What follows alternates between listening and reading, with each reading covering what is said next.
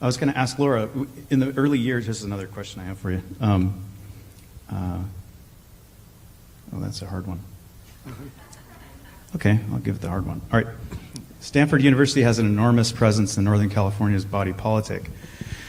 Has the institution fully reflected on the legacy of Leland Stanford and his relationship with California's indigenous people? What can we do more? So I'm there too. What can we do I was going to say, better? no, we haven't. I think we really are beginning to unpack that. We recently completed a project, the Chinese Railroad Worker Project, that was really about trying to understand how Leland Stanford made his money.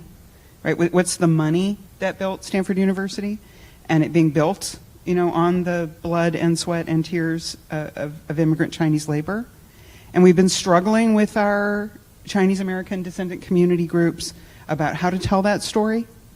I think similarly, even though Leland Stanford didn't directly participate in genocide in Santa Clara County, when he was governor, he was approving funds for militias that were hunting Native Americans in Northern California, right? Yeah. So coming to terms with his power and how he used it, I think is really important for Stanford.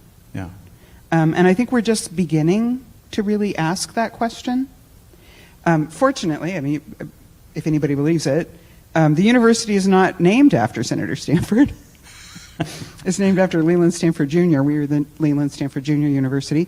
But it's built on the backs, right, of the railroad workers, of the land, the unceded land that the railroads took across the West and sold to settlers. And I do think we really do need to reframe that, our origin story, right, from the Big Four railroad, the glories of the Transcontinental Railroad.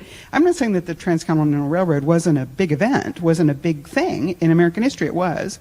But to understand who all the losers were in that story, we have a wonderful book, Railroaded, the book one of our faculty wrote about the corruption, the financial corruption of the railroad scheme, right? I do think we can't teach our students this story in 2023 without being honest about it and not just boosting the rah-rah Senator Stanford, right? He was a great American philanthropist. He was really the first one to give it all away.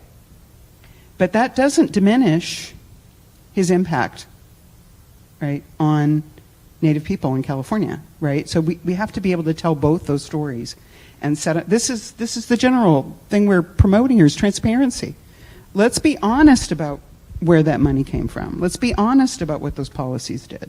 Yeah. We can also be honest about the good he did with his money, but has it trickled down to Muwekma students at Stanford? I don't know, right? So I know that there's a scholarship here for Muwekma students, but I don't think, does Stanford have anything like that? No, but we should, shouldn't we?